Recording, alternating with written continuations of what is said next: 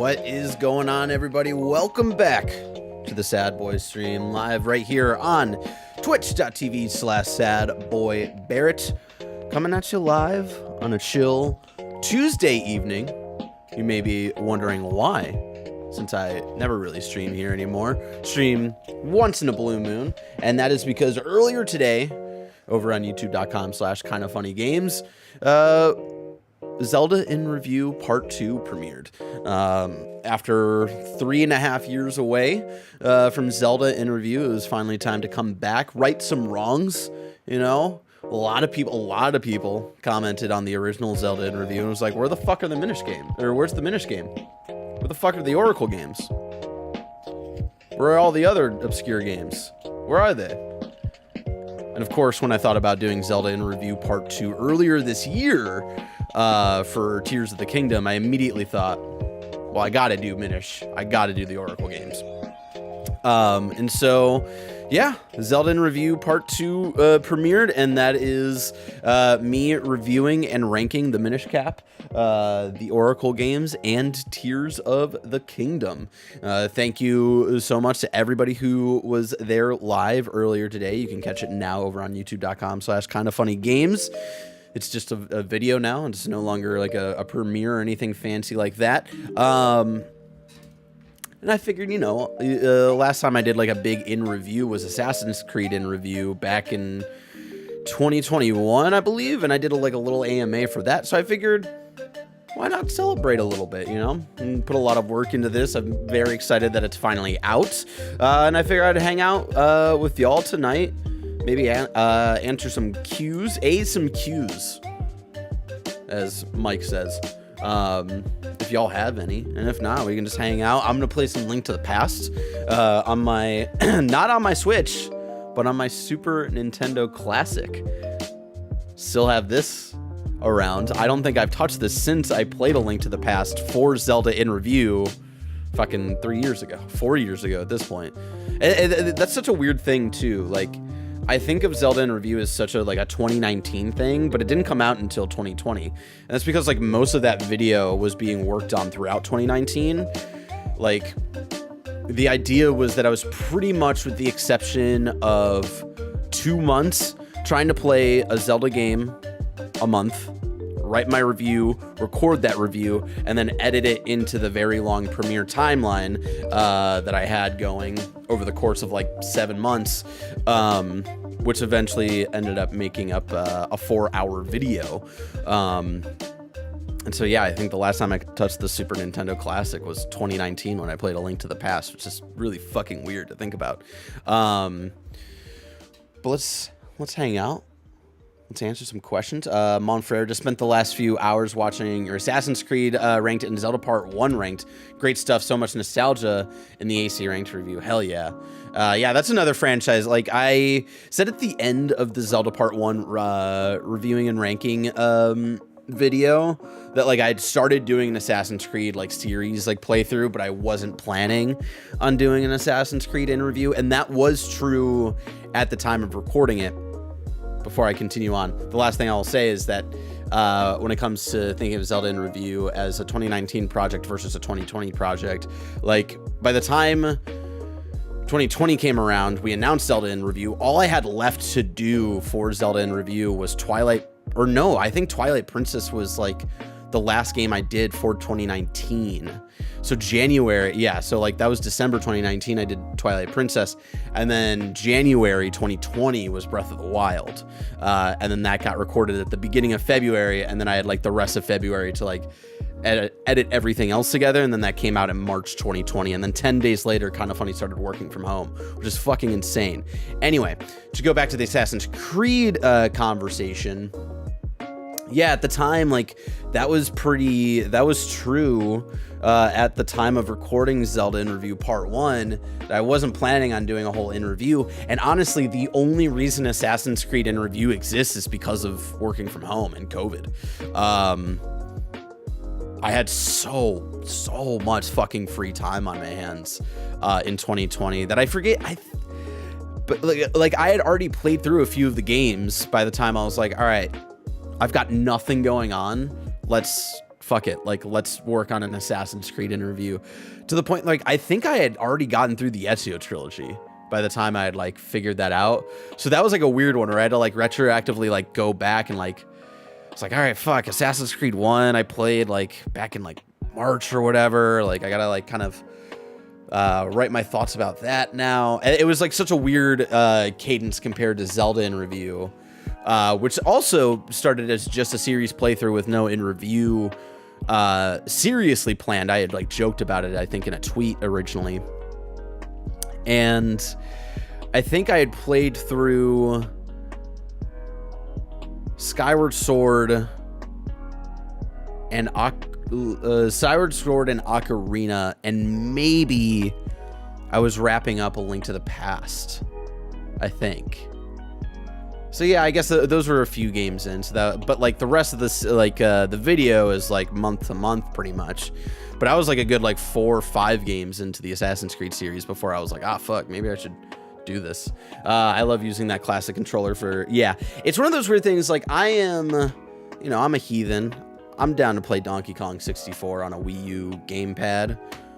I'm down to play other games on my Steam Deck, which is a controller, you know, was not the original intended controller design for some games. But, you know, it's similar with like Ocarina of Time. I'm down to play on my my 2DS XL. Same with Majora's Mask. Same with the Oracle games. But there's something about A Link to the Past, something about Super Nintendo games in particular that like, I gotta have this. I gotta have this. I have a lot of questions. First of all, how dare you? How dare I what? What did I do? What did I rank low, Mr. Hawks? Kebabs asks, first question, how much thought did you put into the order you played the Oracle duo, considering the connectivity thing?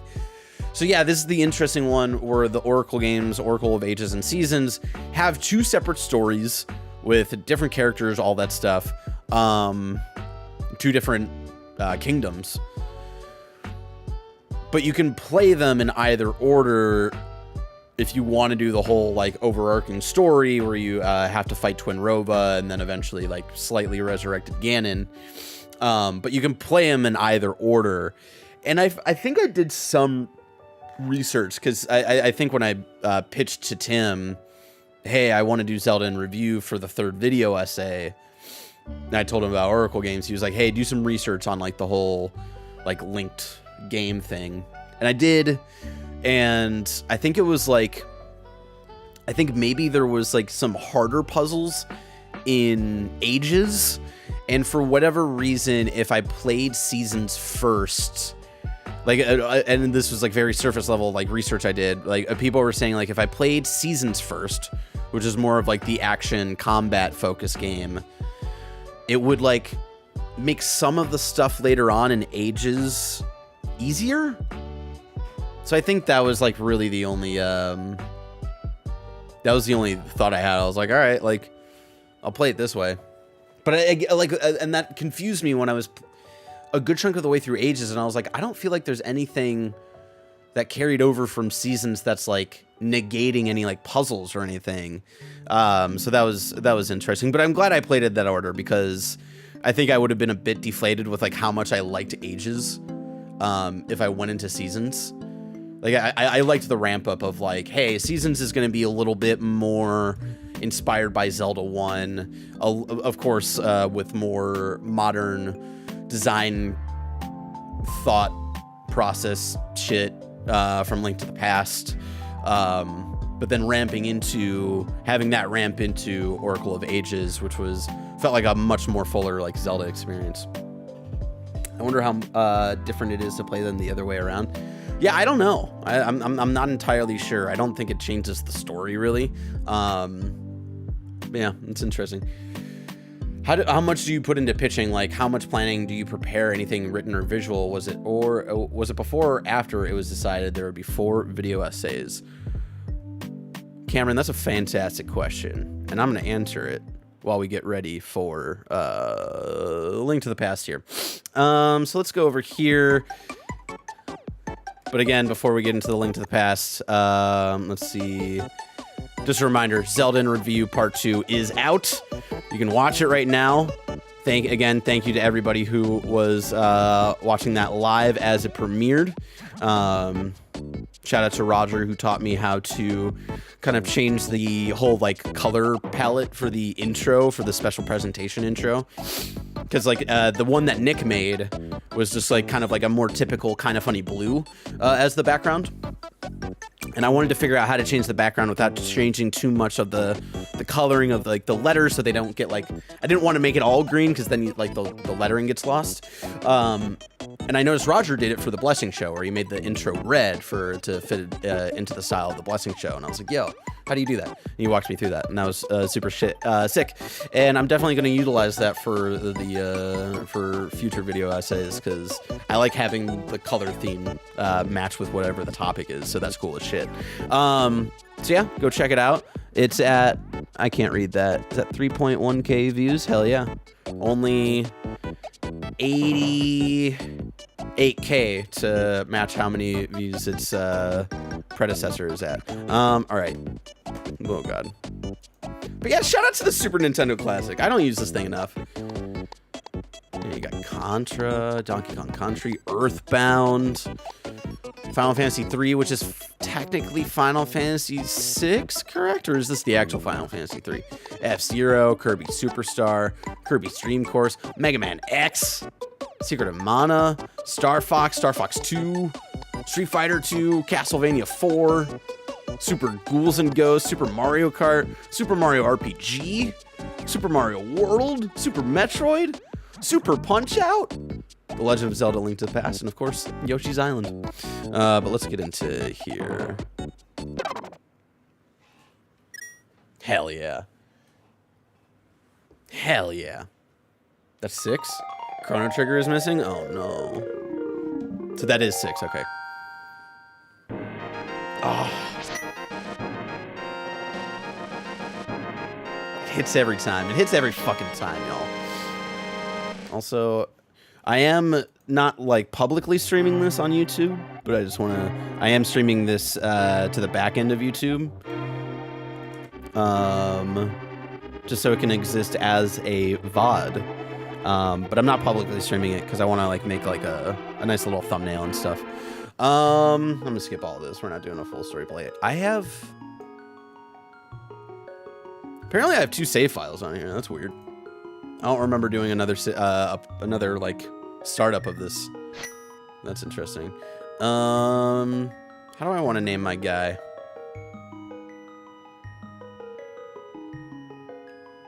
We're gonna go. Hold on. We're gonna name him. We're gonna name him Lou. For Lulu. Yeah. I consider playing Chrono Trigger all the time, but I've played the first 30% like 5 times already. You gotta get through it. Oh, man. Snilks, you won't regret it. Chrono Trigger's so fucking good. It's so good. And it gets even better the further you get into it, man. Sorry. Let's see. Yeah, Cameron was asking, how much do you put into pitching? Like, how much planning and do you prepare anything written or visual? Was it before or after it was decided there would be 4 video essays? So this was like kind of, you know, we're ramping up for, what is it? The Spare Bedroom launched back in October with it. Like, we kind of treated it as that year's kind of funny day. And with that, we usually try to come up with like ideas to put on like the stretch bar of like if we hit like 15K and 20K and so on and so forth. And you know, for the last few years, like for 2020, my project was Zelda in Review. 2021, it was Assassin's Creed in Review. And then also in 2021, I think also on the bar was a Batman retrospective series, which ended up being the Arkham Files. And then for the Spare Bedroom launch, I kind of wanted to do something a bit in between like those very short form Batman videos and like an in review. Kind of like, all right, let's not have it be like 4 10-minute videos. Let's like have the videos be a little bit more meatier, dive into some specific topics, and I essentially pitched him originally before the spare bedroom launch, before the bar was even finalized or anything, of 4 video essays, and that's because I had 4 topics in mind at the time. And it's funny, the first topic that I had was not, it was like, it wasn't anything really specific, but it was just like, hey, I want to talk about why I love Jedi Fallen Order. And I kind of thought of that as like, there's like hearsay of the sequel being announced soon. At the time, it was like maybe it gets like officially announced and comes out later this year, so that would be a perfect lead-in. So the idea was the Jedi Fallen Order video was actually supposed to be the first video, and then the second video I had also pitched was doing a God of War video of kind of like not like. Kind of encouraging me to do like going back to the original games, but not have it be an in review, but be, and especially like I was pretty confident, even though I had not played the originals, of like that ranked list was probably just going to be like fucking, hold on. Oh, I don't have magic power yet. That was just going to be like probably, you know, whatever game came recently and like from like that at the top and then just downward. So like 2018, 3, 2, 1 or whatever, right?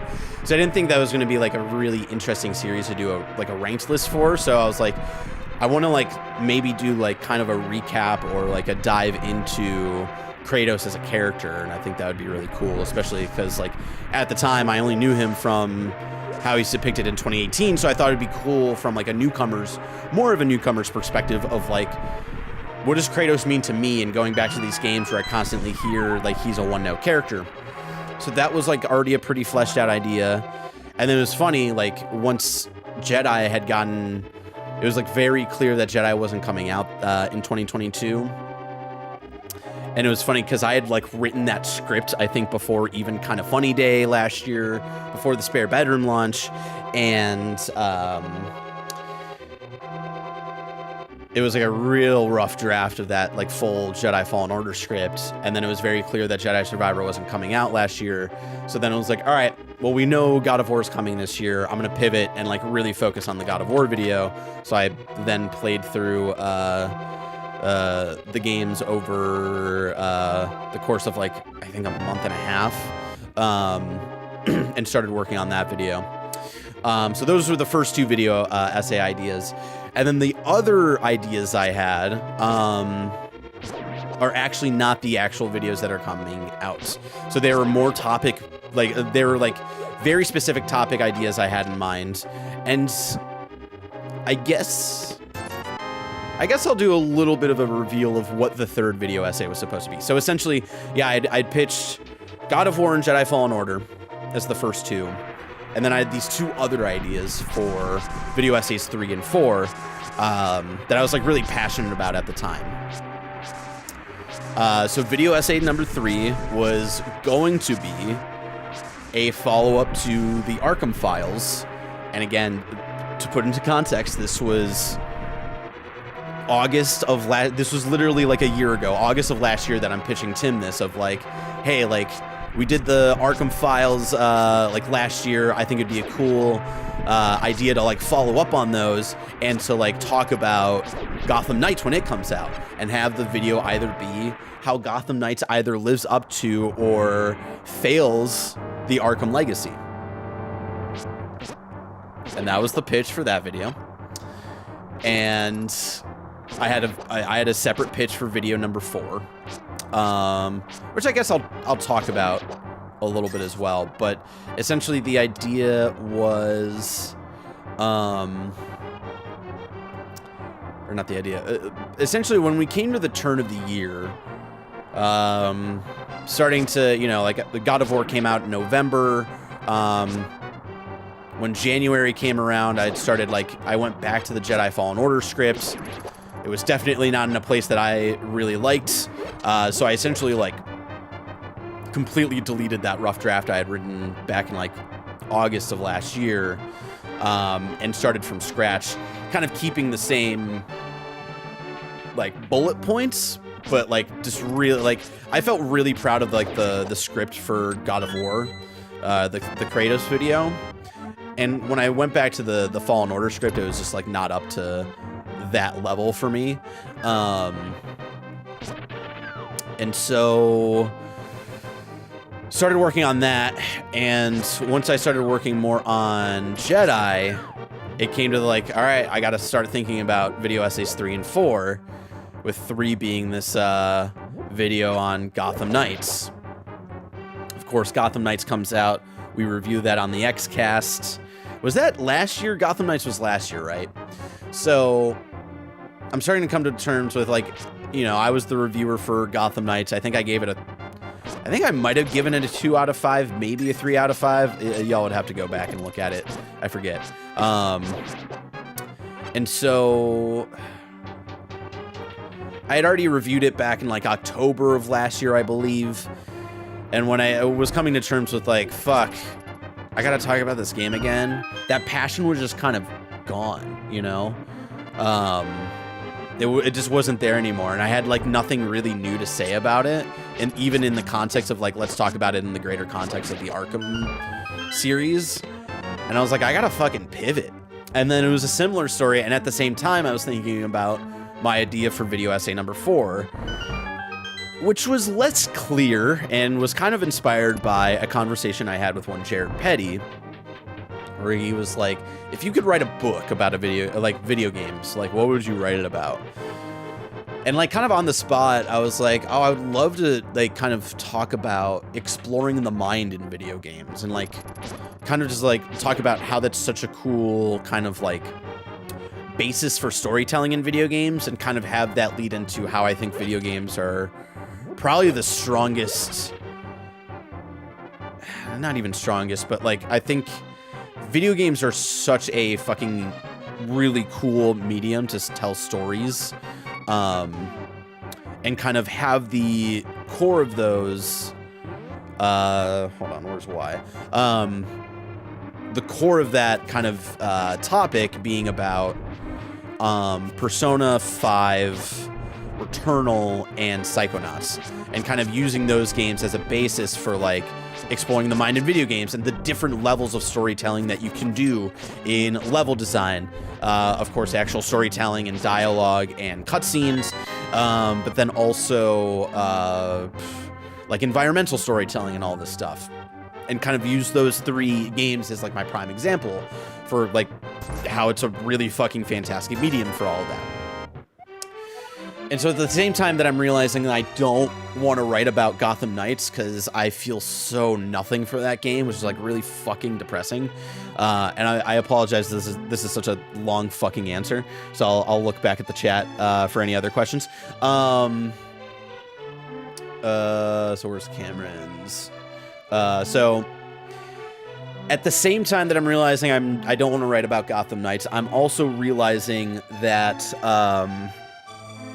you know, I like how Gary puts it, and of course he's putting it more into the creative writing process, but Gary would have talked about like, you know, when you're a writer and you're pitched an idea for like a script for a movie or a comic series or whatever, and you're pitched as the writer for the idea, for the concept to, you know, put it into an actual script and all that stuff, it can be the fucking coolest idea ever.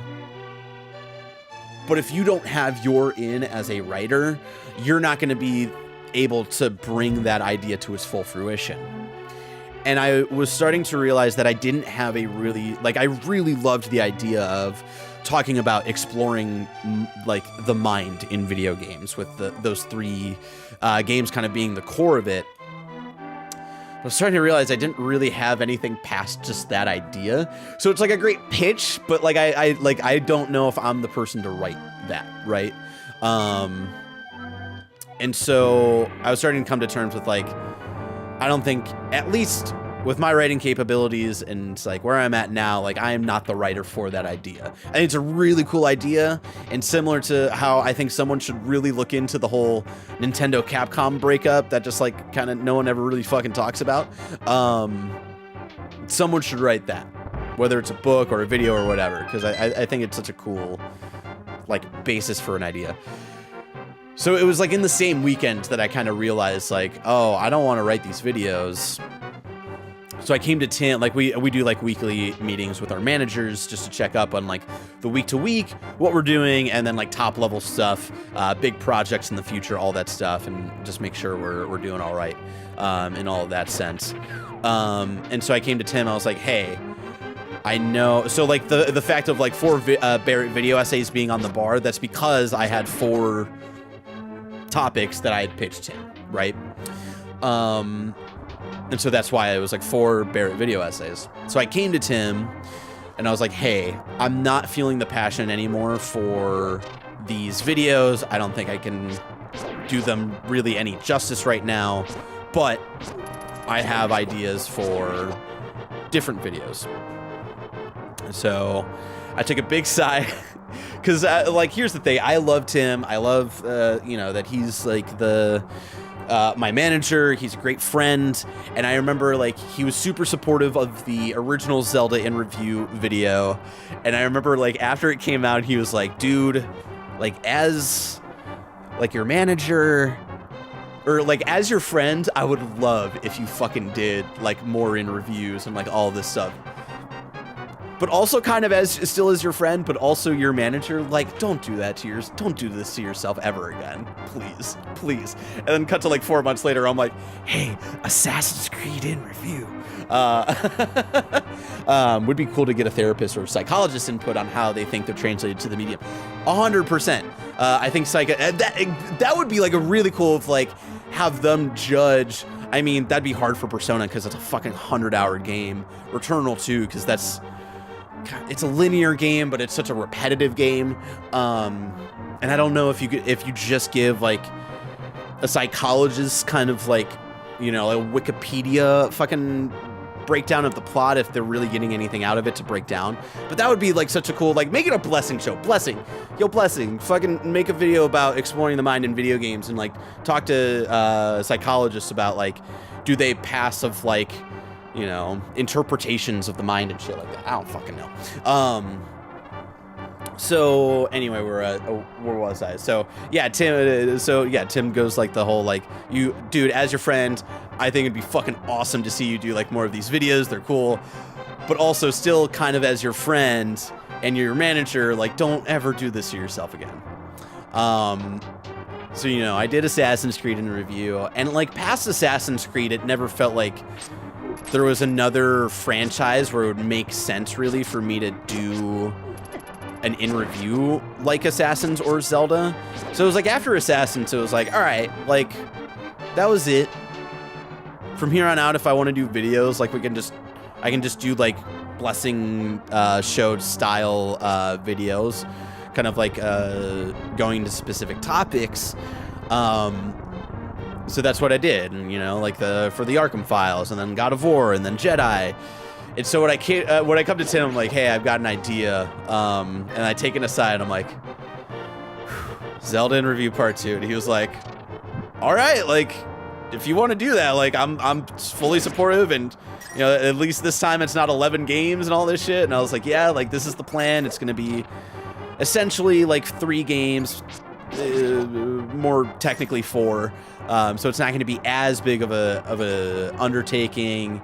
It's not going to be a 4-hour video, all of this stuff. Like probably not even the length of Assassin's Creed in review, which I think was the real like selling point of like, okay, like I feel better about you doing this if this isn't the length of even Assassin's Creed, which was 2 hours. And I hit that. I felt good about that, of like this not hitting even the 2-hour mark. So I just wasn't putting myself under so much fucking pressure of making a long-ass video. And then I've had another idea for video essay number 4, which I will reveal at a later date. But yeah, I like pitched those, and he was like, all right, fucking hell yeah. If that's where the passion is, I'm in full support of it. Like, let's do it. And so I want to say that was like back in the middle of me making the Jedi Fallen Order video. So I think that was like January or February where that was already decided. And so like kind of at the same time I had started pre-production / kind of production on both Zelda in Review Part 2 and video essay number 4. Because spoilers, video essay number 4 is going to be about video games. So that also required me to go and play some other games. So like I've been kind of back and forth between like Zelda games and some other games for video essay number 4. So it's been a fucking, I'm gonna be honest, I'm gonna be real with y'all. It's been a fucking haze of just going back and forth in between a bunch of different games. The last 2 months, especially, like I haven't played anything relevant really ever since I rolled credits on Tears of the Kingdom. And you know, y'all finally have the answer why of, you know, I remember tweeting out of like, I essentially binged through Tears of the Kingdom in 2 weeks. And I put like 76 hours of that game in 2 weeks. And people were like, Barrett, why would you do that to yourself? And I gave the cheeky answer of like, oh, now I can finally look at my special collector's edition art book.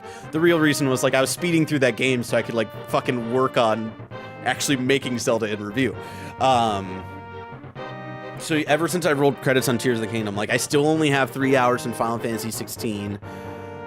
After months of like playing the first half of it, I finally went back to Planet of Lana, finally rolled credits on Planet of Lana, and then I played through Viewfinder, and that's it. That's all I've played since, really, that's all I've played of games that have come out this year ever since I've rolled credits on Tears of the Kingdom. So it's nice, now that Zelda in Review is out, and my script for video essay number 4 is in the rough draft stage, I'm finally at a point where I can play relevant games again. Which I probably won't do until Armored Core. I've decided that I'm going to take this time to kind of like chill. I'm replaying Spider-Man 2018 right now. I'm not going to go back to Final Fantasy, I think probably until November, December. Just because I don't want to play a 50-hour RPG going into Armored Core, going into Starfield. So I figured I'd leave. I'll go back to Final Fantasy 16 at the end of the year.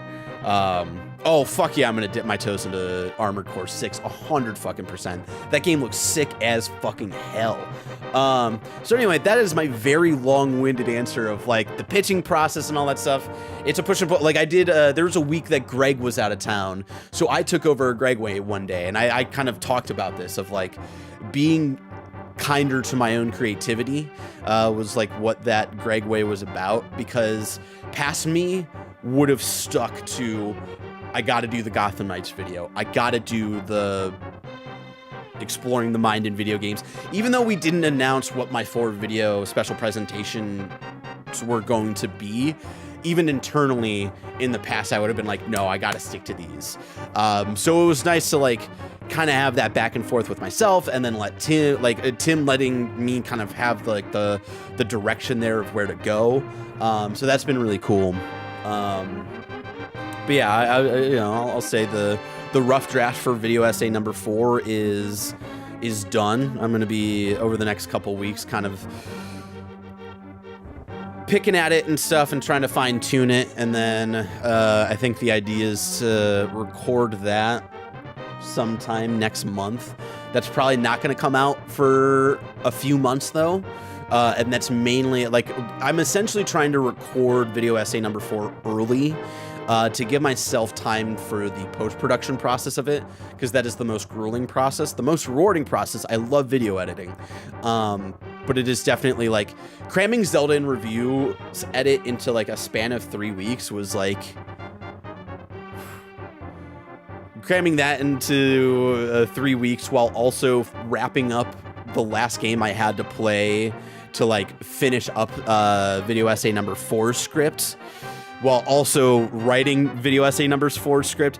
The last month, y'all, I've been fucking out of it. I'm gonna be honest. I'm gonna be real with y'all. I've been doing a lot, and I hope y'all appreciate it, especially whenever I announce what video essay number 4 is. I think y'all are gonna be like, damn, Barrett showed up for us this year between this Zelda review, God of War, and the Jedi video. So yeah.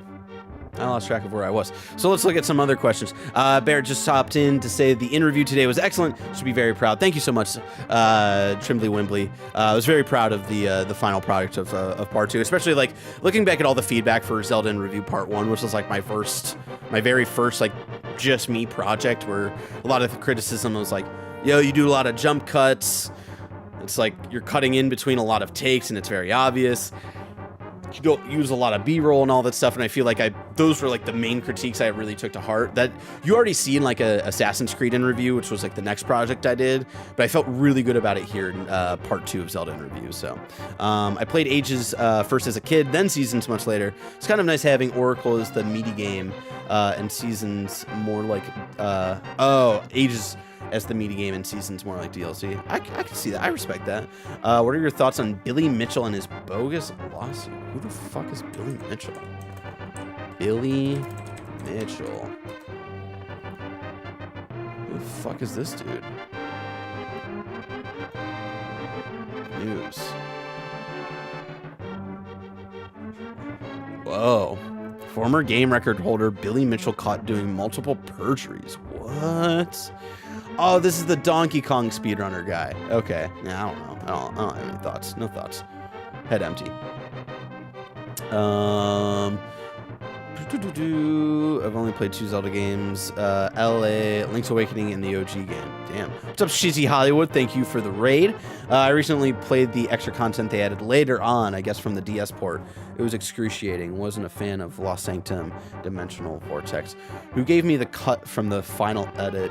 Who gave me the cut from the final edit of part 2? Well, it was like, Nano, it was one of those things I thought of bringing up a picture of you when I throw shade at, you know, people who think Breath of the Wild is a 7 out of 10 game.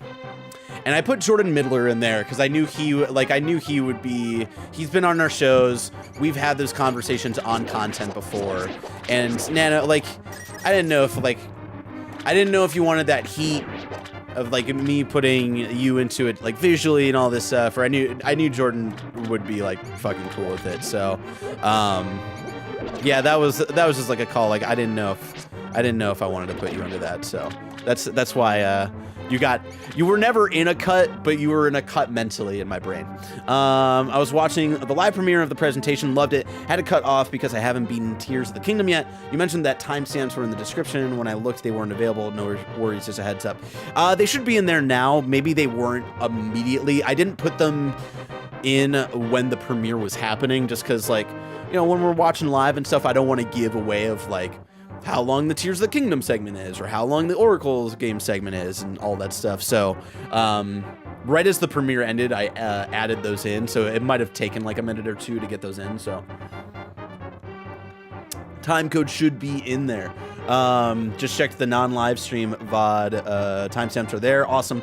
I'm literally playing Gotham Knights right now. Hawks, why? Why the fuck are you playing Gotham Knights? Tim is such a good guy. I really don't think people get just how much he looks out for people. Also, shout out to Cameron, who I inadvertently kind of like months and months ago, hit up, kind of spoiled what the third video essay was about. And I don't know if Cameron really cares about that. I like having my video essays be surprises of what they're going to be about. But I wanted to update the Zelda in Review intro, which Cameron made for the original video back in the day. And I was like, yo, dude, I was trying to figure out like how to insert like footage of like the relevant games that I was going to be talking about. So the Oracle games, Minish Cap, and Tears of the Kingdom. And I could easily splice in Minish Cap and Oracle of Ages, because Cameron kind of just like cut from each game like on tempo of like the main theme. But then in the original intro from Breath of the Wild's footage, he did like a really cool transition into like the OG like Link to like ramp up to the title card. And obviously I didn't have the fucking like project file for that. So I was like, how the fuck do I do this? So I hit up Cameron. I was like, yo, do you have the project file for that intro? Because I don't know how to like smoothly intersplice like Tears of the Kingdom footage in here into that transition. And I think Cameron at the time, he was like, it might be at work. And I was like, don't worry about it. I'll figure something out. And so I think what I eventually ended up doing was I found like a different transition that like Roger gave me like a pack of like really cool transitions.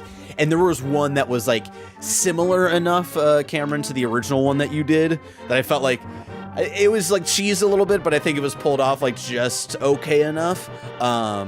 So I apologize for, you know, shitting on your original work there, Cameron, and doing all of that. So apologies. Wait, what? Is it always the snakes first? I always feel like I fuck up the lever.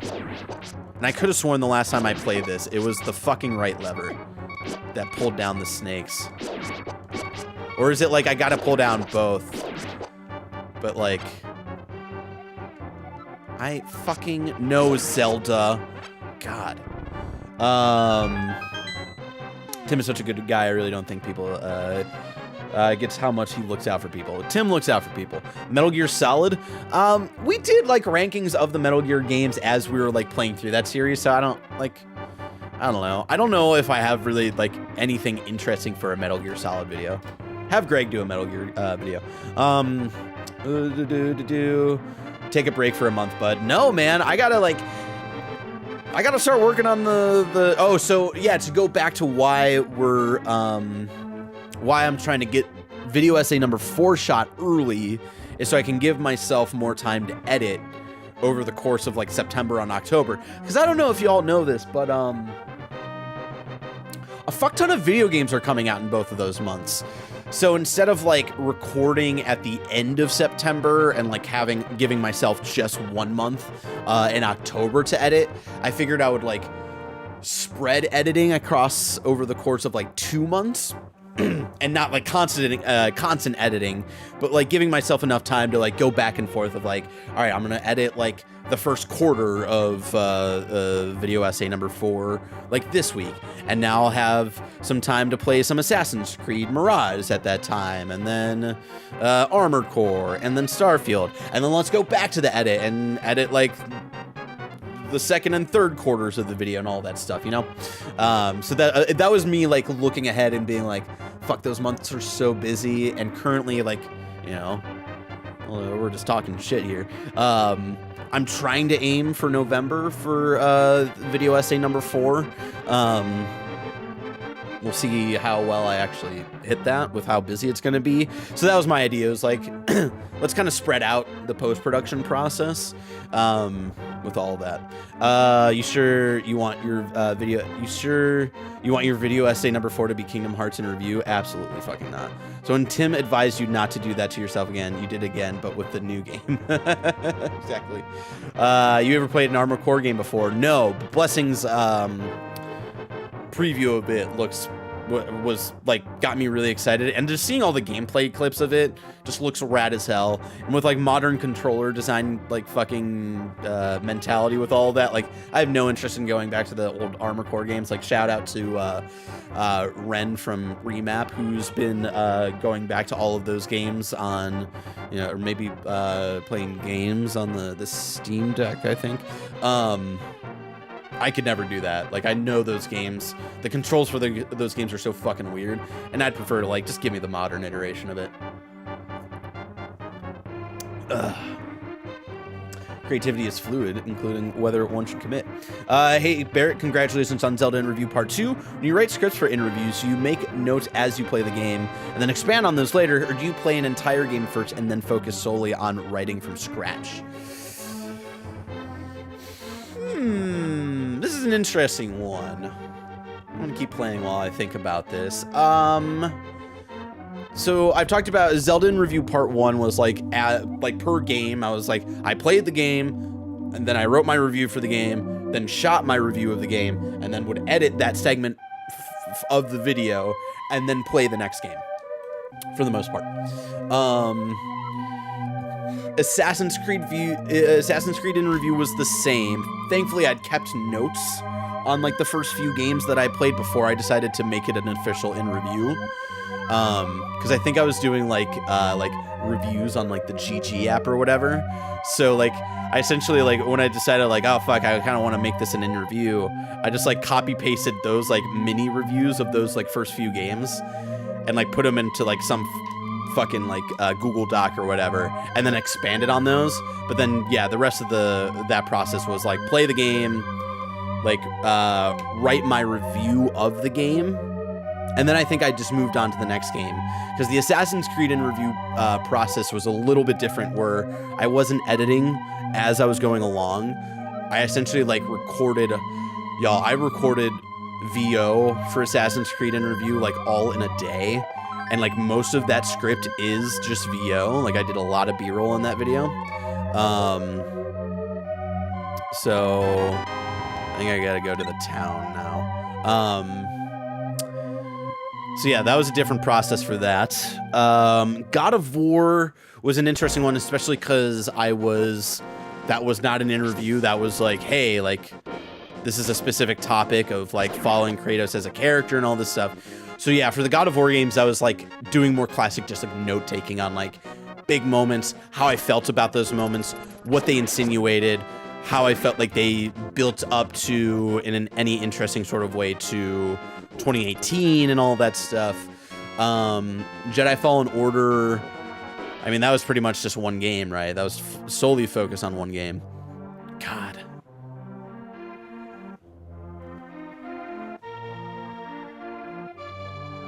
Bum, bum. What a good fucking song. And then, yeah, for Zelda in Review Part 2, I gotta go find the kid, I think. Because Sahasrara, however you say his name, he's not here, but then I gotta talk to the kid, because he'll tell me where he is. Hell yeah. And then, how do I bring up the map? Here we go. Alright. So Zelda in Review, I did similarly to Assassin's Creed, where that was, can I jump off of these? Yeah. Where I played the Minish Cap, wrote my review of the Minish Cap, played the Oracle games, wrote my review for the Oracle games, and that was done by like March or April, I think. And so then I had a lot of time. So like in between, I think it was like by March I had the first half of that script written, essentially. And then I had like a month and a half until Tears of the Kingdom came out. So during that time, that's when I started focusing on pre-production for video essay number 4. And playing some games for that video. And working on that script. And then when Tears of the Kingdom came out, I was like keeping notes during Tears of the Kingdom on my phone of like things, just because it's such a huge fucking game. So yeah, Tears of the Kingdom turned into like more of like classic note taking. So then when I got to writing the actual script,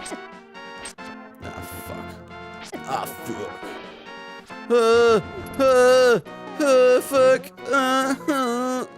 I don't want to go that way. I want to go this way. I want to go this way.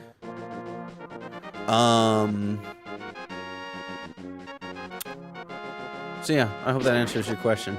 I know I'm a fucking rambling man. I just fucking say shit for a long time. That's what I'm best known for. He's in here. Congrats on all the hard work. I thought the video was so engaging. Writing was great, and the set design was amazing. Thank you. That was like one of my things that I was like critiquing on myself, where I was like, I think the script for Zelda in Review wasn't as like refined as my other recent scripts have been. That's because it was such a long fucking script that I was like, I'm not even gonna do a whole like going back and like cleaning things up kind of things, because it's specifically more in like when I'm talking about the story for Tears of the Kingdom, I like reuse some like phrases and stuff a little too close to each other, where like when I was watching it along with y'all today, I was like, yeah. And even in the editing process, I was like, fuck yeah, I say like once and for all like too close to each other, and there's like another part where like I say like Breath of the Wild, like the title of Breath of the Wild, like too closely together, where I was like kind of annoyed at myself like in the editing process for it. But I was like, I'm not gonna do a fucking pickup. Like, fuck that. Like, we're just in it, man. It's such a long fucking video that I'm gonna try to not sweat the little details as much. So I apologize if those things annoyed you as they did for myself, but hopefully it didn't bother you too much. So again, shout out to Shizzy for rating. He was hoping the time code for Minish Cap would be half the episode. I know, it's just one of those things where, like, I felt bad about the length of, because here's the thing. Yeah, the script was 26 pages. 13 of those pages were just Tears of the Kingdom. And I was feeling bad, like, once I was getting into the, like, final, like, phases of Zelda in Review Part 2, I was like, man, like, are the reviews for Minish Cap and Oracle, like, are they too short? But then I, like, went back, because I think the Minish Cap, if we're to look at Zelda in Review Part 1 and Part 2 as a whole, right? I think the Minish Cap is the shortest game review, or is, like, the shortest review, at, like, clocking it at 11 minutes.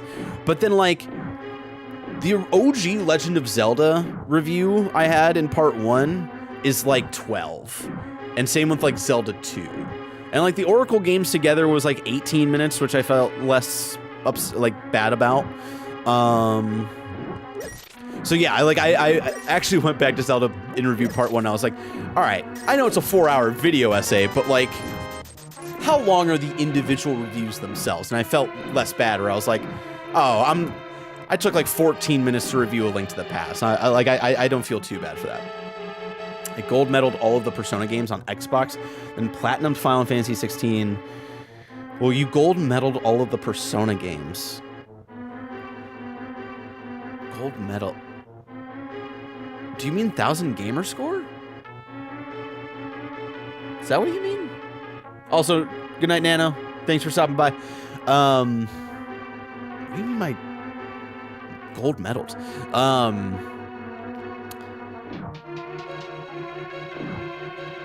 Congrats, Mr. Hawks. That's a lot. It's a lot of gaming. Played Gotham Knights as if it were a Batgirl game and loved it. Beat it twice. Even playing it as a Batgirl game, I was like, meh. I was honestly so impressed at how cleanly you transitioned into the old intro. I didn't notice the seams at all. Fuck yeah, Cameron. Hell yeah, nailed it. I felt so bad. I was like, man, Cameron's gonna watch this intro and be like, he fucked with the intro, the original artist's intention of how the intro should be. I was really worried. I was really nervous about it. And I decided to just not hit you up about it because I was just really scared to have that conversation with you. Something to learn about me. I hate having confrontation. Even like just the possibility of a confrontation. I'm like, oh fuck.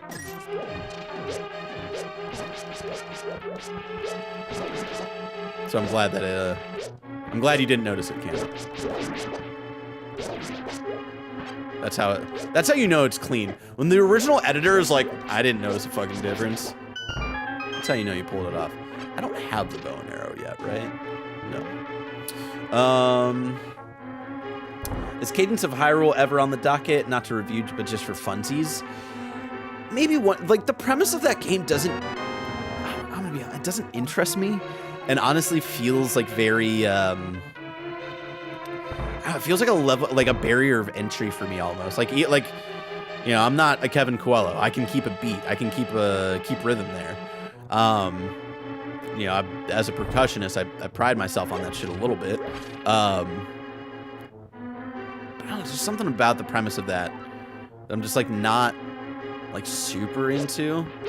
But I feel like that's more of a me problem than the game's problem, you know? So yeah, that's all I really got there for you. Maybe one day. Literally just beat Tears of the Kingdom 10 minutes ago. Finally gonna watch your new vid. Hell yeah, Justin. Hope you enjoy it. The final ranking may shock you. Ah! Ah! Ah! Oh god. Running. No! There we go. Ah, fuck you. Yeah, fuck you. Fuck you. Ah! Haha. Got him. It's wild how much magic you get from just like, you get this whole ass magic bar. If it was any other Zelda game, like, I'm just thinking more Breath of the Wild, like that magic fucking meter would be like so tiny and you have to like build it up slowly over the course of the game. I do think you get more magic bar though. What up, Game Odyssey? Janet! How you doing? What were you streaming tonight, Janet? Armored Core 4 will give you a tease of an AC game with modern controls. All right. The combat gameplay in AC is going to hit for people craving it, but I think all the build tuning will be what turns players away. Hopefully people are able to just jump in and enjoy themselves. I mean, honestly, from what I've seen of people who haven't played Armored Core before, it seems like the build tuning is like what people are like the most interested in. Ah! All right, hold on. I'm slowly catching up on chat. Whoa! Whoa! Calm down there, buddy. Calm down there, buddy. Fucker, come here. Come here, you piece of shit. Yeah, fuck you. Where's this last guy? I think it's either got to kill all of these guys. Yeah, no. All right. So he's right here. Oh, that doesn't even fucking hurt him. What the shit? Do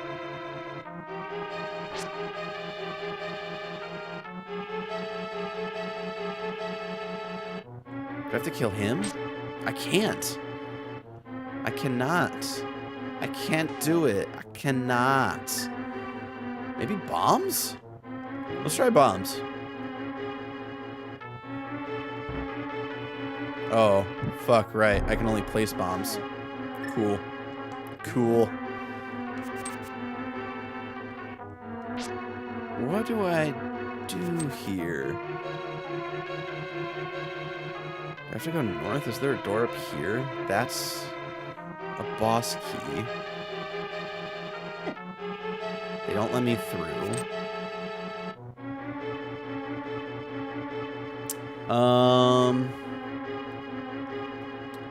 I mean, there's far more to talk about regarding Tears of the Kingdom. Yeah, and that's the thing. Like, that was another difficult thing, was like having to limit myself in the script.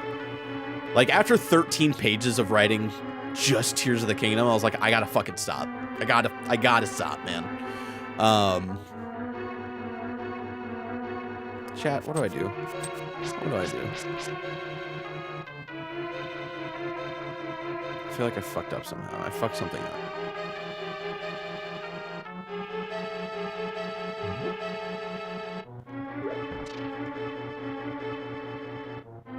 Am I supposed to get the bow and arrow from somewhere else? I thought this is where I get the bow and arrow.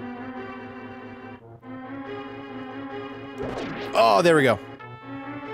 There we go. There we go. Oh, no, that's the big key.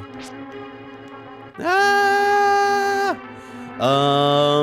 Gold medaled is my trying to make fetch happen term for getting all the gamer score. That's fair. That's fair. I mean, it would work if it was an actual gold medal, though, you know? Alright. Any hearts? No, I took them all earlier because I'm a fucking idiot. Alright. We're gonna get the bow and arrow, and we're gonna catch up on chat. Raid Onesis, what's up? Don't bash Ash. I love this term, Raid Onesis. That's good. Kingdom Hearts and Miles Morales. Hell yeah, Janet, going for that Miles Platt. Haven't seen the Zelda video yet, but did you ever use the item dupe glitch? No, I did not. That was all getting discovered when I was in like the final, like I was in like the last third of the game already, and I was like, I don't need that shit. Not Demi Loflo sent a heart. Thank you so much. Janet, thank you so much for the raid. How is Sora and his heartless and his fucking whatever, his nameless, his soulless, whatever the fuck, whatever's going on in that game. Whoa. Whoa. Oh, fuck. Oh, shit. Oh, no. Let's go to these guys. Yeah, fuck you. But can I get, like, another... Can Could I get like a heart? That'd be sick. That'd be fucking tight. That'd be fucking tight. No? Alright, fuck me then.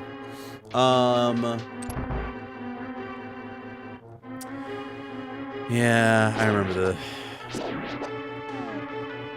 I know there's a secret down in one of the braziers, but I forget how to get there.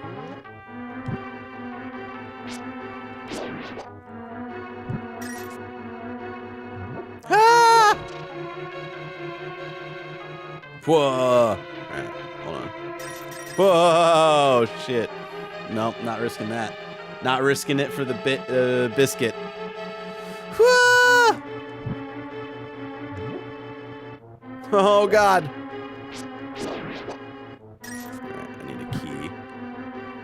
Need a key. Oh, am I out of arrows? No, I'm not. Okay, cool. Right, he just gave me more arrows. Cool. He's gonna give me the key. Just behind you in the bow room, you literally jump into it. Behind it. Oh, right here.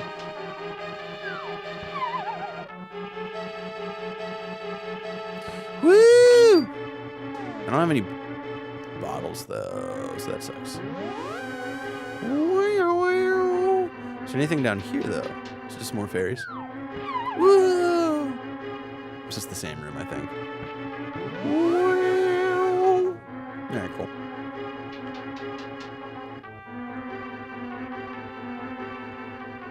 But welcome, Raiders. Sorry, I should have addressed that earlier. Welcome, everybody, coming from Janet's stream. If you don't know me, I'm Barrett Courtney from Kinda Funny. Don't ever really stream here. I only stream once in a blue moon, usually on a special occasion.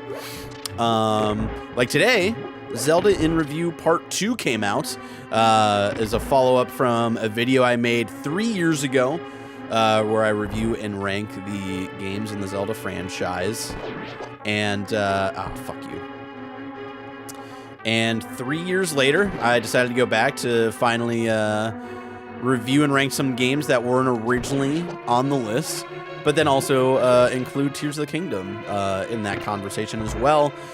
So, if you want to go check that out, that's live over on youtube.com/kindafunnygames. And as far as me streaming here, I do it every once in a while for funsies, like I think like over the summer. Holy fuck, where are the doors? Oh my god. I'm a gamer. I'm a fucking gamer. I'm gonna try. Oh, he doesn't take that. That's why he's red. Woo, boy.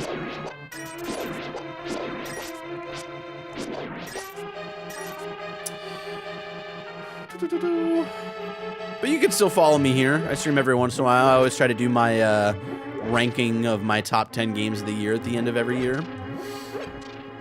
So I'll probably still do that at the end of this year if I have time to play 10 games in this year.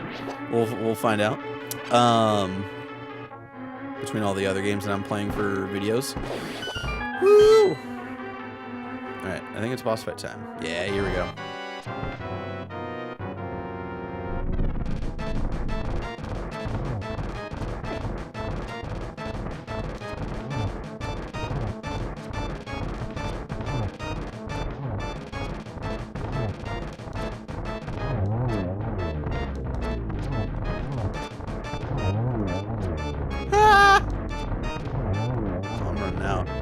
I'm running out of arrows. I gotta be fucking pitch perfect with this shit. Whoa! Whoa, whoa, whoa, whoa. What? Whoa, shit. Oh, yeah, this one gets angry.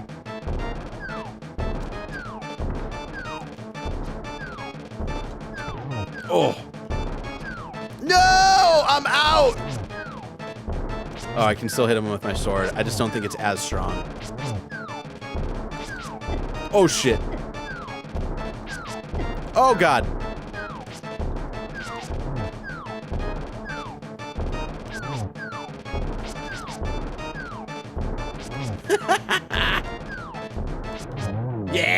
let's go.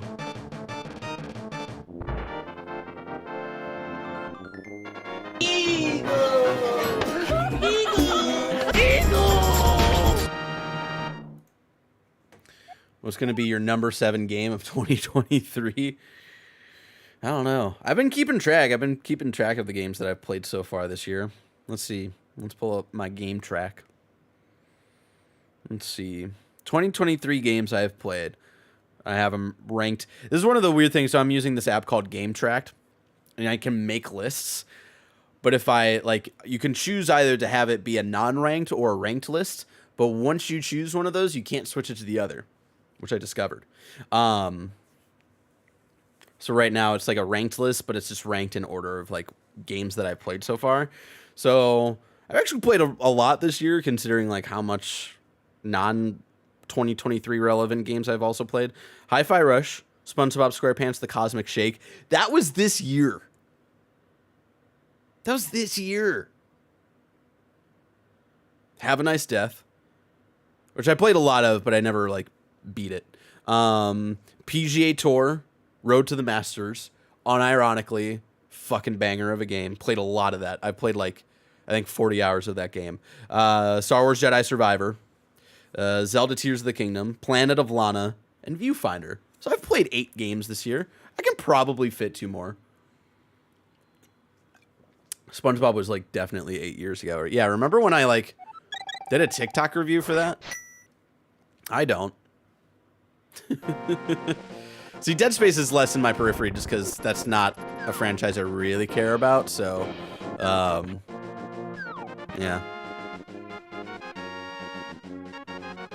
One that's like similar, but a little bit closer to me and just like my headspace is Resident Evil 4. Like, that game was this year.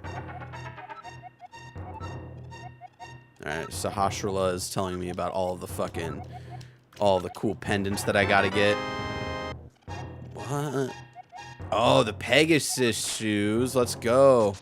Yeah, baby. Look at that. How's your dog doing? Lulu's doing well. She's having a grand old time.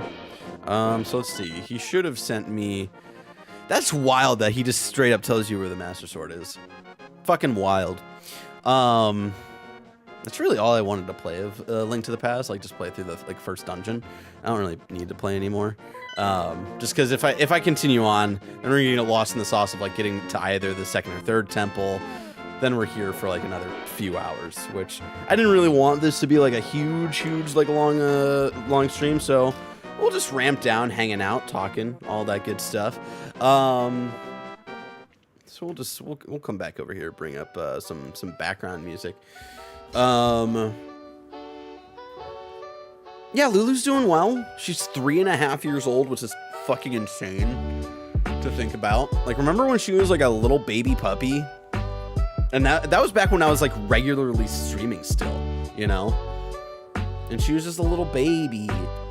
And my Mr. Barrett in the chat would call her Yackers all the time. Remember that? Oh snap, Hop Mulligan is going on tour with Spanish love songs. I saw that. I'm gonna be honest, I don't like, again, this is more of a me problem than a them problem. Like, not super into Hop Mulligan. If Spanish love songs was headlining, I would go to that, but because they're not, I don't really like care about Hop Mulligan that way to go to a show that's more about them, where they'll probably have like a longer set and all that stuff. So yeah, I still need to think about buying tickets for the Wonder Years. I think they're coming in September. But y'all, this is pretty much just for Mr. Hawks. New Front Bottoms at the end of this week, and then new Spanish Love Songs album at the end of the month. Very excited for both of those. Very excited. Two bands that speak to very different parts of my depressed brain. Why don't you join us in Philly for the Wonder Years Fest? Absolutely not. That requires me flying. No. Yeah, Lulu's great. That is wild, Cameron. I know. It's been so fucking long. I'm excited for, speaking of Mr. Barrett and his mom, my grandmother. You wouldn't call her Mrs. Barrett because that would, yeah, no, that's weird. But Mr. Barrett and Grandma Courtney are coming out to San Francisco in a month. I'm very excited for that shit. Because my dad hasn't been, I don't think either of them have been here since I graduated high school. Where they visited for my graduation and all that stuff. So they haven't been here in a decade. That's the last time they've been here. So that'll be super exciting. I'm stoked to see them. I haven't seen them in person since I went back home last year when my grandpa passed. So that'll be exciting to see them again, hang out. And then like I'm running into the problem where they've been here before. They've been to the touristy stuff. Like, so what do I have them go do? Like, what am I doing with them for the weekend, you know? Which I think it'll probably just be more of like, I don't know, neighborhood, like local highlight kind of stuff. Take them on like some like good Lulu, like walk routes and all that stuff. We are going to a game, Janet, because my dad, and this is why I'm super into baseball. My dad, super into baseball, super into Cleveland sports. So, of course, my dad planned his and my grandma's trip to coincide for when the Cleveland Guardians are playing the San Francisco Giants. So we will be going to the Giants Guardians game one of the days that they're here. So that's going to be exciting. So that'll be a day. And then, yeah, it's like figuring out what else to do with them. I want to bring them in. I'm like taking off a few days for when they're here. So like first day is just like making sure they get settled and all that stuff. Maybe go out to get a drink with my dad. Just because I imagine my grandma will probably be a little bit too tired. But my dad's a night owl for sure, so which is why he would hang out in my streams all the fucking time back in the day. Because it was like maybe 7 to 8 over here, but then it's like 10 to 11 over there. Definitely want to... Damn, grandma can't hang. I mean, she can hang. She can hang more than other grandmas, for sure. But like, you gotta think of like... You know, grandparents, they're going to bed at like 7, 8, maybe. No, you know what? Grandma going to bed at like 9. But that's 9 Eastern time, y'all. So like that's 6 p.m. here. So, yeah. I just know my dad and I could probably, even with my dad on East Coast time, he could hang until like 2 in the morning. My dad and I have had those nights where, you know, maybe we're partaking in some things other than just alcohol, you know? And then we stay up until 6 in the morning and we're like getting nostalgic and getting emotional and all of this stuff. It's very weird. Like him and I, you know, I moved here to San Francisco with my mom in 8th grade. So, you know, it was a good chunk of my life where, you know, I didn't get to hang out with him every week. So, you know, it's a lot of, whenever we get to hang out, the Courtney boys, it's a fun time. And get to an emotional time because we are both very nostalgic and sappy people, but that's where I get it from. Yeah, like when I'm like a lovable like goofball where I'm a couple of drinks in, I'm laughing, I'm like, oh my god, I love you guys. Like that is definitely like my dad's side of my brain coming out. And when I'm business Barrett, when I'm like, hey, when I'm producer Barrett, hey y'all, we're making a game of the year thing. We're flying Janet and Paris up here. It's gonna be super organized. I'm like, all this stuff. That is my mom's side of my brain where it's like, fucking be on it. Let's be on it. Let's be organized as fuck. I love you, man hours. 100%, 100%. Business Barrett, you mean boss baby, 100%. Boss baby comes from my mother, for sure. So yeah, I'm super excited for them to come hang out for like the better part of a week. That'll be exciting. That'll be in a month. And then, so yeah, the other question was like other games that I'm personally looking forward to on top of the games that I've already played this year. So I've got Final Fantasy 16 on my like play next list, which isn't really true. Like I'm going to save that for November once we get past all the craziness. But really on my radar for the rest of the year is Armored Core 6, Starfield, Lies of P, Mortal Kombat 1, Assassin's Creed Mirage, Spider-Man 2, Super Mario Bros. Wonder, and then Persona 5 Tactica, and then I guess the Plucky Squire, but the Plucky Squire still doesn't have a date, so I feel like that's one where it's like, maybe that's this year, maybe that's next year. Oh, and Sea of Stars. That's another one that I'm like, I'll try it out. I'm going to try it out. I'm interested in it. It looks cool. Was never really into the Messenger or anything, but that's... Oh, Gunbrella. Did Gunbrella ever get a date? Oh, it didn't get a date. Yeah. I think I took Gunbrella off of my, like, wanted list because I was like, I don't know. Yeah, we're hanging out, Kebabs. I'm just like, I got through the first dungeon of Link to the Past, and I knew if I kept playing, we'd be here for another few hours, which I don't want to do to myself or Alyssa or Lulu. So yeah, we're like winding down. We're just like hanging out, talking before we find someone to raid. Is anybody even streaming anymore? Maybe Fran. No, Fran's not going to stream for another like 3 hours. Andy's streaming after seeing Teenage Mutant Ninja Turtles. I'm playing my first Final Fantasy for guides today, 5. Kebabs, you're playing old Final Fantasy? Or is this for IGN guides? Just finished the Zelda vid. Holy shit, man. Great fucking job. Holy fuck, that was good. Thank you so much, Graham. I'm glad you enjoyed it. Yeah, I was very proud of it when it was coming together. When I was like editing, again, other than like, you know, repeating some like phrases a couple of times in like the story recap for Tears of the Kingdom, I was feeling it, man. I was feeling it in the VO like segment where I was like, I'm gonna get into like actor side of Barrett, like get into the storytelling and really sell the emotion of this moment. And then like editing all that together, I was like, fuck, this is really good. This is really fun. What the fuck is that noise? Oh, right. I was hearing a noise that was really concerning if it was my computer making the noise. But I forgot that Alyssa's watching a J-Hope concert. J-Hope from BTS. I've played 7 Remake and Crisis Core. This is my first 2D one. But yeah, my question is this for IGN guides, Kebabs? That's so interesting. Janet, where are you at with Tears of the Kingdom? If you're still hanging out. I'm very interested because this is the, you know, the big question of like, when we get into the Game of the Year stuff, right?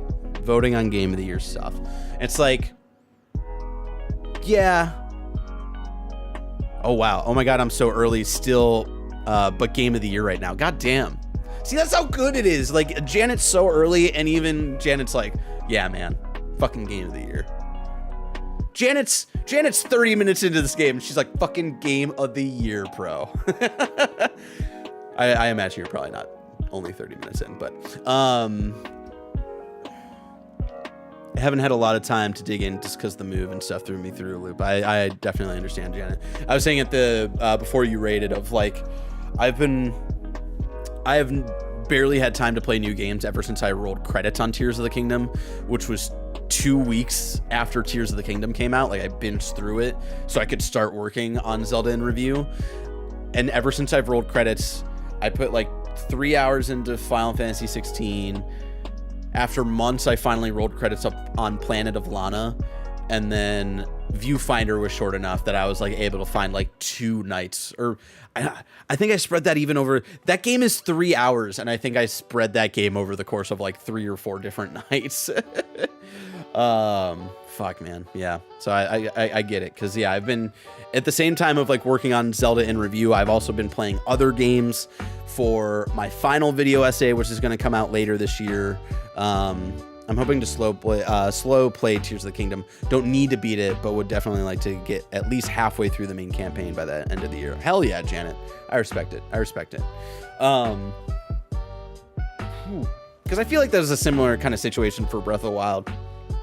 We're just winning so many Game of the Year awards from outlets, but like, you know, I was at IGN at the time, 2017. Granted, I wasn't part of the voting process, or nomination process in 2017. I was for 2018. Shout out to that year. I was in the nomination meetings, and I got to vote in 2018. That was sick as fuck. For IGN's Game of the Year. That's really fucking wild to me. Of like, I would get so excited for like the reveal of like all the different categories that IGN was doing for like their Game of the Year stuff at the end of the year, like back in like 2013, 2014. And that's fucking wild that years later I was like, hey, I got to vote. I got to be a voice in those, or just one. But like, I know like most of the people, most of my coworkers that I, you know, that were playing Breath of the Wild, they sure as shit didn't beat Breath of the Wild by the end of that year, you know? But there's enough to play where you don't have to roll credits and still be like, yeah, dude, this game fucking shreds. This game kicks ass. This game's Game of the Year. So yeah, it'll be interesting because I feel like,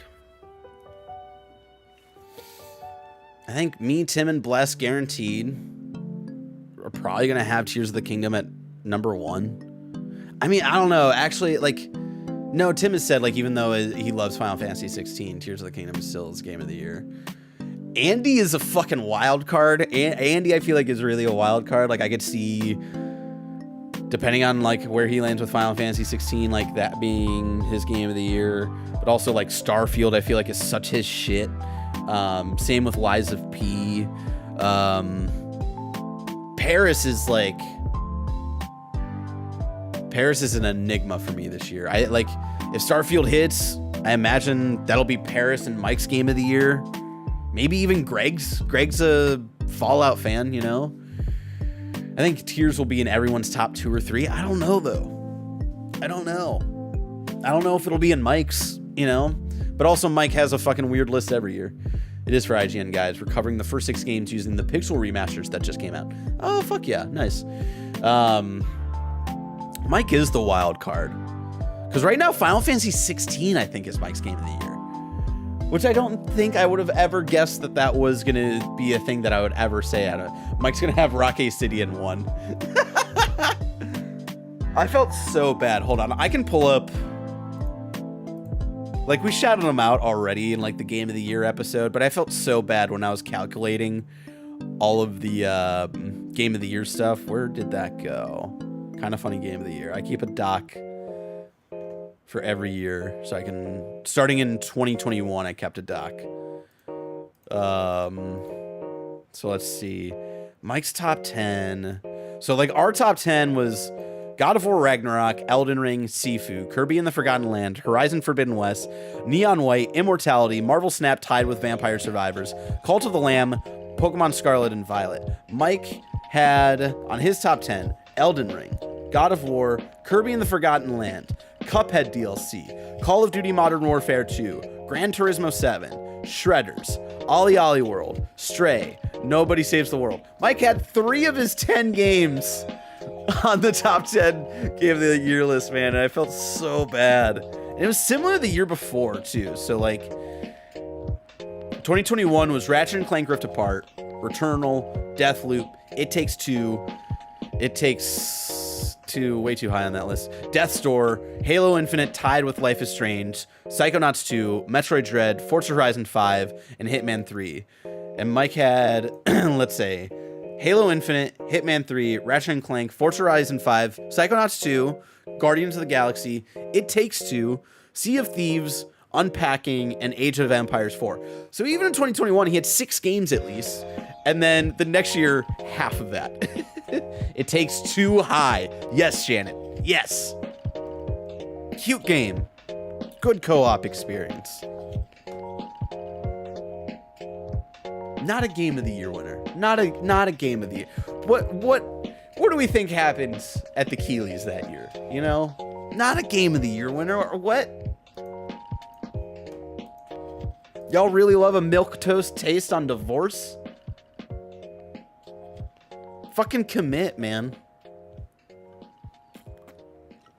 As a child of not divorce, but of literally a bastard child of parents who never like got to like actually like married or anything, like fucking commit.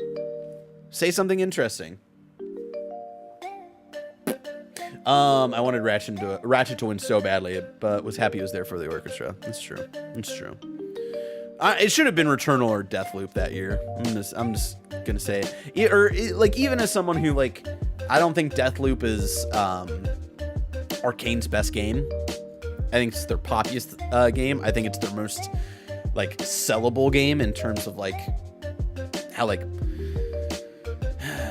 for lack of a better word, or for want of a better word, like, sexy it is, you know, of, like, the era that it's, like, pulling from, the, like, time loop mechanic, the writing, all of that stuff, the gameplay, just easier to sell than, like, Whale Punk, which is what Dishonored is.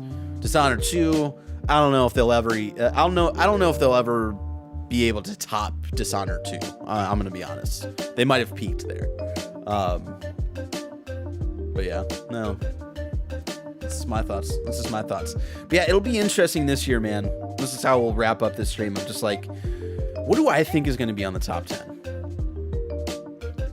Man, this is hard. Because there are so many games that I'm just, like, not into that I could, like, are probably going to make the list. So it's going to be, like, Zelda. Fuck, dude. It's going to be Zelda.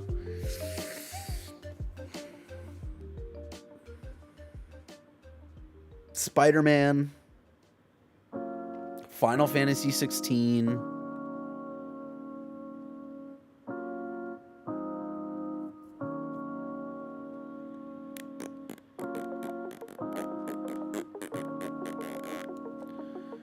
Starfield, Diablo 4. Did I say Spider-Man 2 already? Fuck, I probably did. Hold on, let me write this down. Hold on, here are my guesses. All right. So, Tears of the Kingdom, Spider-Man 2, FF16, Diablo 4 probably, Starfield. I feel like even if Starfield doesn't hit the way that so many people, like, I'm gonna be honest, I'm fucking sick of how people are, like, trying to, I don't know, there's just, like, there's a weird mentality around Starfield right now where, like, people are like, you know, Starfield needs to be, like, what Halo needed to be, like, when Infinite came out. Like, Starfield needs to be Microsoft's most important game ever. One, I don't know if we can... Do we consider it a Microsoft game? How much of the game was, like, done by the time Microsoft came in? You know, I don't know, man. I was at that E3 when they fucking announced Starfield, dude. I was at that E3 2018. I don't know. And two, it's like, does it have to be Microsoft? Does every fucking new big Microsoft game have to be the most important Microsoft game? Can't they just fucking be great? Can't they just be good? I don't know, man. It's just like, it's every fucking Xbox game needs to be the fucking weight of the world. And I'm tired of it, man. I'm so exhausted by it. Like, I'm tired of the Sony ponies who are just like, our shit stinks so good, blah, blah, blah, blah, blah. And honestly, the Sony ponies, I feel like, have even awakened to, like, hey, maybe games can be more than just third-person narrative games, but also, maybe Sony's strategy for the next few years is going to be dog shit. But then on the other side, the fucking Xbox, I'm coming off as a centrist gamer, and I fucking hate it. Gotta go, dude. Much love. See you later for PS. I love you. Damn, I'll see myself out. Thank you so much, Janet, for hanging out. I'll see you. Fuck, when are we doing PS. I love you? Is that Thursday? See you Thursday. Have a good one. Every game needs to have the fucking weight of the world on its shoulders, and I'm tired of that discussion. And I'm tired, I don't know, man. Seeing people being like, yeah, I agree, Starfield needs to be the most important Microsoft game. No, it doesn't need to be, man. It can just be a fucking great RPG. It can just be a great Bethesda RPG. When Fallout 4 came out, were people like, this needs to be the most important Bethesda game ever? Nah, man. People were just fucking excited for a new Fallout. Just be excited for a new Bethesda RPG. Stop turning it into this, like, fucking, oh, like, we're, you know, investors of Xbox, and we need this to be very, like, very good, because that'll, you know, justify our investment as investors into this platform. It's so fucking weird. It's so weird. And it's like another announcement for me, like after I re-promo Zelda in review a couple more times throughout the week, like I'm deleting Twitter off my fucking phone, or X, or whatever the fuck you want to call it. You can find me on Threads. I'm going to be hanging out on Threads. That's where I'm going to be hanging out. If you want to be like, but fucking Zuckerberg sucks. Yeah, they all fucking suck. They're all fucking CEOs. CEOs are not your friends. None of them are. For any company. So like, just Twitter as a platform right now just fucking sucks. I'm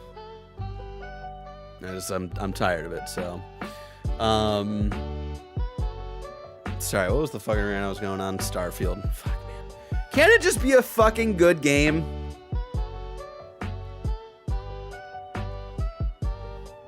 I'm like, it's getting into the console warrior shit, but like people are trying to like mask it as like something else, and it just comes off as just like really fucking weird and gross.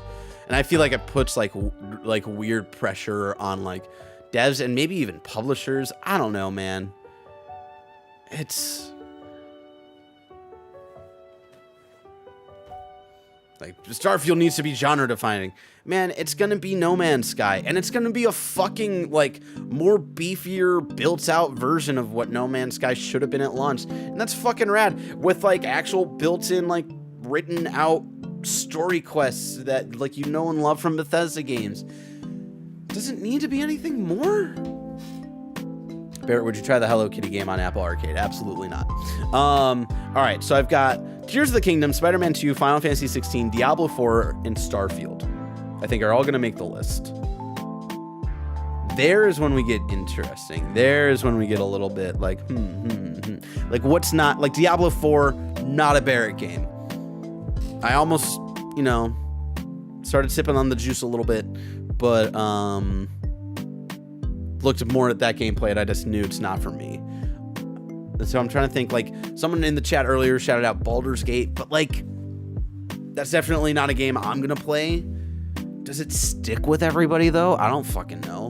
Like I know like people are probably gonna try it at KF, but like I don't know if it's gonna like do anything for like Greg or Bless or Tim or Andy. I don't know. I honestly don't know. Dave the Diver is another one where it's like, dude, I want to play Dave the Diver so fucking bad. I don't have the time. I really don't have the time. Maybe that's one that I try to put into at the very end of the year if I have time after Final Fantasy 16. What headset are you using? Logitech Pro something. I forget. It's got the little G here. But I don't think Dave the Diver makes it. I think Mike's the only one who's actually played it. Baldur's Gate 3 is going to be niche but incredibly solid. Larian may be the studio I have the most faith in. I mean, I get it. I think Diablo 4 is high on Greg and Mike's list. Also shows up on Andy's probably. Yeah. Like, that's why I feel like Diablo 4 will probably make it. And maybe even Paris as well. Like, I don't know if Paris is a huge Diablo head. Hi-Fi Rush. I'm going to put Hi-Fi Rush as a tentative there. Hi-Fi Rush. I'm going to say it right now. I don't know if I don't think Baldur's Gate makes it. There we get a little bit more in the weeds. I have confidence in Super Mario Wonder. I think that makes it. So let's see. 1, 2, 3, 4, 5, 6, 7.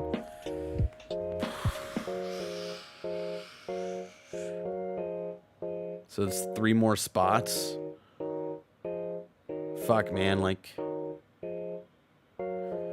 I could see Lies of P getting in real low. No shot AC Mirage makes it. I'm gonna be real with all right now. I was about to say I'm gonna bet all of you in chat right now a pizza bet, but I'm not doing that. I'm not doing that. Does Metroid Prime count or remasters disqualified? Let me look at 2021. Did we did we do any remakes last year? That's a weird one. It's a weird one. I would say no, but at the same time, I would say yes to Dead Space. I don't know. It's a weird one, but I think it's a moot point because I don't think Metroid Prime would make it either. I think like Tim votes for it, maybe Bless, and that's it. Same with Dead Space. Didn't Tim put in Tony Hawk's Pro Skater 1+2 one year? What year was that? Tony Hawk's Pro Skater 1+2. That was 2020. I don't have stuff saved from 2020, unfortunately. Starfield has to win here. No, it doesn't, I Ruin Foos. This is what I'm fucking talking about. Unless you're like leaning into the bit here. It doesn't have to fucking win Game of the Year. It can just be a fucking great game. And the people who are going to consider it a bust if it doesn't win Game of the Year are people who are fucking too lost in the sauce, are too in it into the investment of like these corporations who are not your fucking friends. Just enjoy your art. Enjoy the art that you enjoy, man. Don't fucking think about it like Starfield has to win or Microsoft should just fucking implode if it doesn't. Like I'm so fucking tired. Oh shit, man. I'm sorry. I'm sorry. It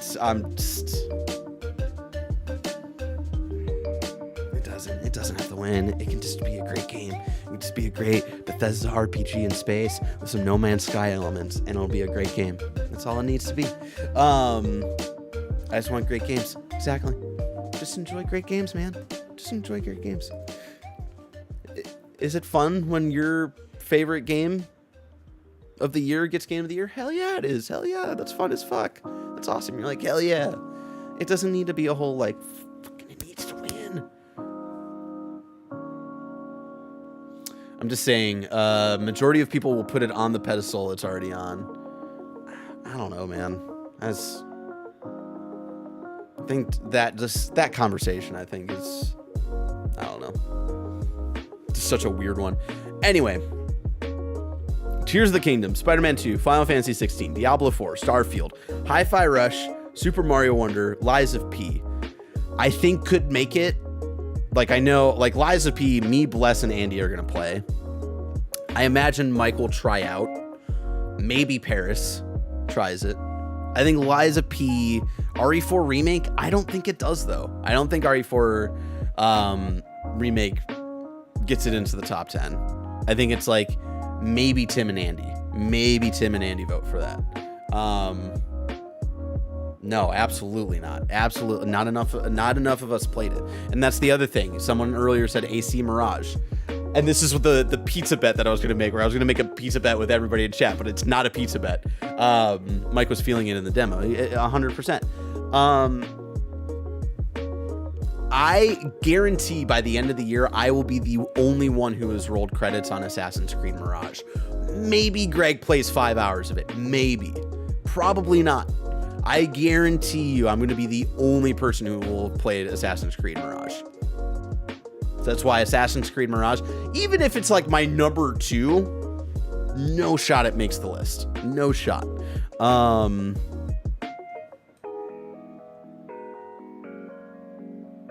think there's a good chance you're the only one who sees the title pop. Yeah, 100%. And that's no like, oh, like, fuck them or anything. That's just like it's a busy year. There's a lot of fucking games, a lot of great games. I feel like I'm the only one kind of funny who's voiced any sort of interest in Assassin's Creed. So then we get into the interesting parts because we have 2 more spots left. There, I know this is going to be a weird one. So like, or not a weird one. I think Armored Core has a shot of making the list. It's a very different game. It's not a Souls game. It's a FromSoft game. But, like, if that game hits, I think Mike, Andy, Bless, and myself could really fucking get into that game. And I think, like, if you have at least 3 people in your corner for, like, voting on a game, I think a game has a shot of making it to the list. Because there were games on 2022's Game of the Year list where only, like, 2 people voted for it, but it made it onto the list. So I think Armored Core 6 has a shot. And then I think Mortal Kombat 1 has a shot. You think Star Wars makes it because a lot of people are going to finish it by December? That's another thing. I don't think Star Wars Jedi Survivor makes it. Oh, fuck, Alan Wake. Oh, shit. Oh, my God, Alan Wake.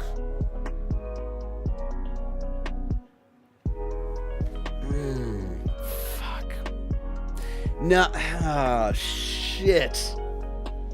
This is going to be a very interesting top 10, y'all. No, it's a top 10. Maybe a top 11 if there's another tie, because, you know,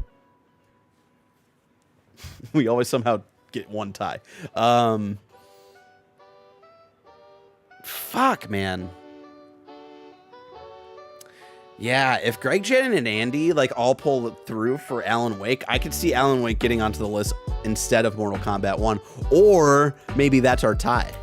Mortal Kombat 1 / Alan Wake. I think that's the list right there. Not in any real order. Other than... I'm starting to have doubts about Tears of the Kingdom being Game of the Year. We'll see, though.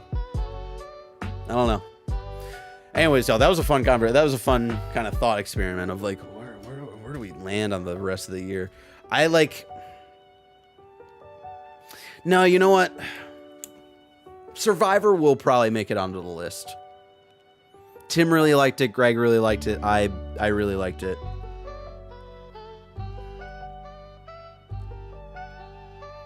I could add... Ooh. We better not forget Hi-Fi Rush. Honestly, ooh. Shit, man. Tears is going to be the only one consistently high up. I'm going to be interested to see how Tears and possibly even other games stack up against how many points God of War got last year. Because, again, if you remember, if you're number one, 8 of us vote. Our Game of the Years get 10 points each. So the most a game can get is 80 points, and that's like a perfect score, essentially, of a unanimous decision of a game being Game of the Year. God of War Ragnarok got our Game of the Year with 74 points last year, beating out Elden Ring by nearly 30 points. It beat it by 29 points. It'll be interesting to see how Tears stacks up against that. Anyways, that's where I'm going to leave y'all. Andy, Janet going to give it around 5 to 10. That's tons of voters for Star Wars. Did Andy roll credits? I don't know if Janet's even started Survivor. Has she? I don't know if Andy's rolled credits. I know Blessing hasn't rolled credits on Survivor. I don't know. Andy's new PC can finally run it. Yes, he did tell me that the other day. So maybe Andy rolls credits on Survivor. Janet really liked it? I didn't realize Janet even played it. That's wild. How pissed will Lakers head be if Pikmin 4 isn't on the list? I can guarantee you Pikmin 4 will not be on that list. I can guarantee you Pikmin 4 will not... you know what? Pikmin 4 will get 1 vote in. And it'll be from Mike, and it'll be his, like, number 10. Anyways, that's where I'm going to leave y'all before I continue to ramble on for hours and hours. Just because I like hanging out with y'all and talking and all that stuff. And I miss this. I miss us. You know, I miss us. Will Pikmin 4 make anyone's besides Mike's list? No. No one else will play it. I guarantee it. Maybe Tim will touch it. Maybe. But anyways, thank y'all so much for hanging out with me. It's been a fantastic time. Talking Zelda, talking Game of the Year stuff, talking about, you know, video essay, fucking stuff. Oh, you know what? I could leave you on just because I think this is a fun little a fun little thing here. I'm gonna show y'all my timeline if it doesn't break everything. So let's go over, hold on, so let's go over here. I'm gonna show y'all my Premiere Pro timeline here. So if we go, click this off, just so you can all get an idea of my fucking brain. And then I'm probably gonna delete this folder so I can clear up 100 gigs of storage space, all from like crazy shit. All from like B-roll and like all this crazy shit. B-roll, A-roll, VO, music. Made up 112 gigs. So yeah, if we go here, we go all the way here, and then we'll transition over here. So yeah, this was the timeline. This was the timeline for Zelda in Review Part 2. I'm very basic. I don't do a lot of organizing of like color coordinating and shit like that. It's pretty much just like, hey, the background image that I use under B-roll, that's pink. Cool. Know where that is. Everything else, I usually just keep blue. But yeah, it started to break Premiere a little bit. I was getting to the point where I think once I hit the hour-long mark and I was like editing and putting all this B-roll in, anytime I would add a new clip of B-roll to the video, so you see this yellow like bar up here, that's where, you know, that's Premiere telling you of like, hey, we can tell that there's a clip there. It's not fully rendered, so if you play it back, it's gonna like, it might get framey or something like that. Anytime, once I hit the 1 hour mark in this edit, anytime I dragged in new B-roll or even A-roll or anything, the yellow bar would go away for the entire timeline, and then my preview screen up here, which shows me like the timeline, would just go completely black. I could hear shit, but then like the project would just like kind of like, none of these clips got deleted, but then like the project just couldn't register that clips were there. And so I cleared my cache like several times, and it like started to fix itself a little bit, but then after editing more, it would do it again. But then the only thing I would have to do to like fix it, if there was like, let's say this is where I'm editing and I just dropped this clip in and then everything behind it went black, I would just like have to like move this guy up and then back, and then all of the yellow would come back. And then like the project would like, oh, like kind of click everything back into place and be like, oh yeah, these are all these files. So that was really fun to deal with. So if you're wondering, hey, Barrett, for that 4-hour video in your first Zelda in review, why didn't you use more B-roll? That's probably like, retroactively, probably a good reason why. Do you work with H.264 files? Maybe. I don't know. Possibly. So much to keep track of. Nice and clean, though. I like it nice and clean. That's my thing. Nice and clean. Accessible RAM issue? Maybe. Yeah, it's mainly MP4s, Cameron. I think there might have been a GIF of Blessing in there. I don't think that was what was fucking things up, though. Yeah, maybe it's a RAM issue. Maybe I need to allow Premiere to use more RAM. I don't know where to check that, though. Thankfully, and this isn't the final thing I'll say about my video essay number 4 coming out later this year, that's not going to be nearly as long of a video or an edit. Think more along the lengths of the God of War video. So hopefully I won't have that same problem. Alrighty, y'all. Those are rough for editing software. It saves space, but requires more resources to work with them. Interesting. What kind of files are you working with, Cameron? I would like to know. Tell me on Threads or Twitter or whatever the fuck. Anyway, I'm gonna go because I'm just gonna keep talking again because I like y'all. Y'all are fun to hang out with. I'm gonna send y'all over to the Nitro Rifle, Andy Cortez. And until next time, y'all, it's been my pleasure to serve you.